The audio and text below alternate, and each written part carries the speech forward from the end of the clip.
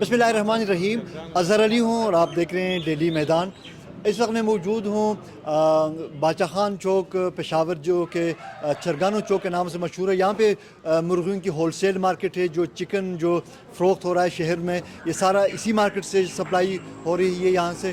تو آج کل چونکہ رمضان کا مہینہ ہے اور 2 دنوں میں چکن کے ریٹس میں تقریباً 30 روپے فی کلو کے حساب سے اضافہ دیکھنے میں آیا.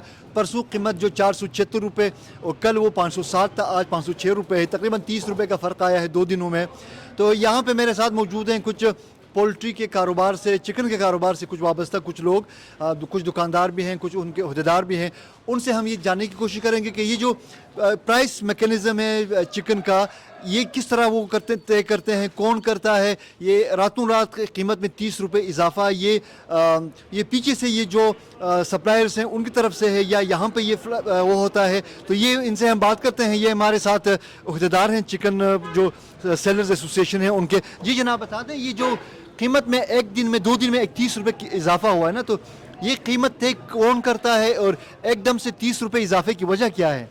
یہ دراصل یہ جو چکن آتا ہے یہ تقریباً 60-70% مال جو آتا ہے وہ پنجاب سے آتا ہے. پنجاب سے آتا ہے. ادھر کے پی کا اتنا اپنا مال نہیں ہے, وہ 30-20% بھی نہیں بنتا. یہ جو پنجاب میں بڑے بڑے ڈیلر ہوتے ہیں وہ تقریباً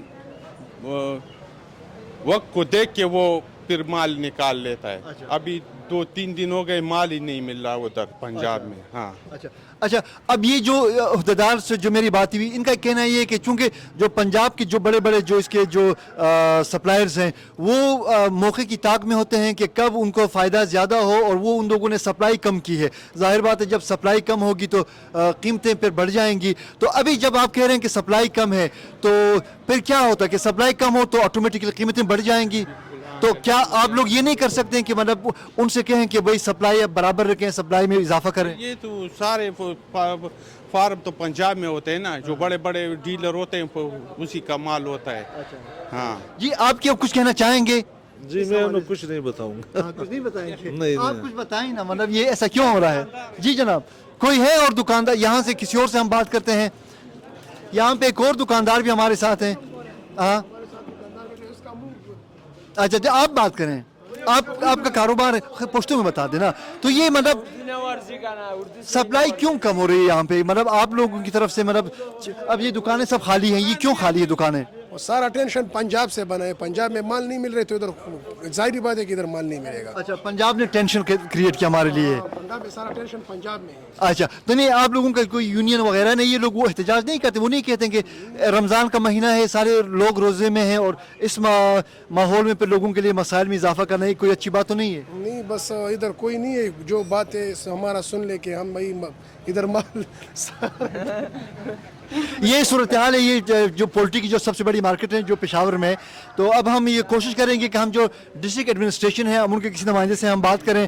ہم ان کو یہ بتانے کی کوشش کریں گے کہ جب ایک رمضان کا مہینہ ہے ہونا تو یہ چاہیے کہ سپلائی بڑھ جائے عام دنوں کے مقابلے میں تاکہ لوگوں کے لیے آسانی ہو.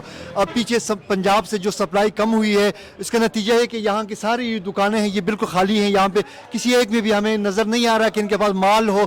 جب مال مارکیٹ میں نہیں ہوگا تو ظاہر بات ہے تو پھر قیمتیں بڑھ جائیں گی. قیمتیں بڑھیں جائیں گی تو جو عام لوگ ہیں, جو غریب لوگ ہیں, جو آج کل روزے کی حالت میں ہیں, ان کے مسائل میں بے پناہ اضافہ ہوا ہے. تو ہم کوشش کریں گے کہ ہم ڈسٹرکٹ ایڈمنسٹریشن کے کسی ذمہ دار سے, ڈپٹی کمشنر پشاور سے یا کسی اور ذمہ دار افسر سے بات کریں اور یہ صورتحال ان کے سامنے رکھیں. تو چلتے ہیں ان سے بات کرنے کے لیے. اس وقت میں موجود ہوں اسسٹنٹ کمشنر پشاور سٹی داود سلیمی صاحب کے دفتر میں.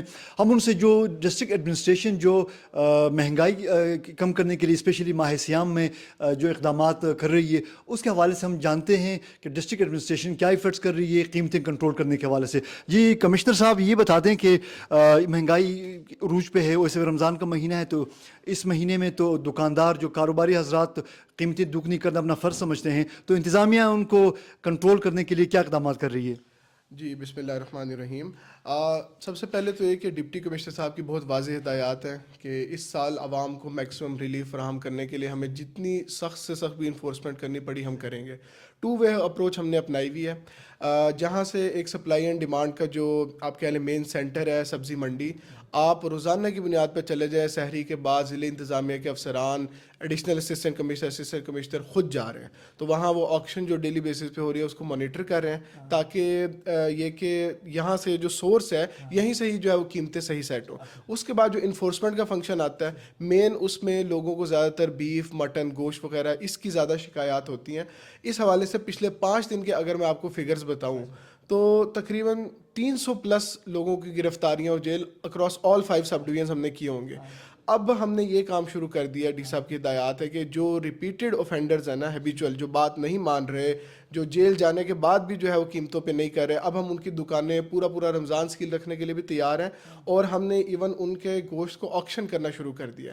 کل کے فگرز ہیں کہ ہم نے خود یونیورسٹی ٹاؤن سے 3 دکانوں کا گوشت مہنگا بیچ رہے تھے, وہ یتیم خانوں میں, زمون کور میں, اور ڈرگ ریہیبلیٹیشن سینٹر ہے اس میں جو ہے ہم نے وہ دے دیا.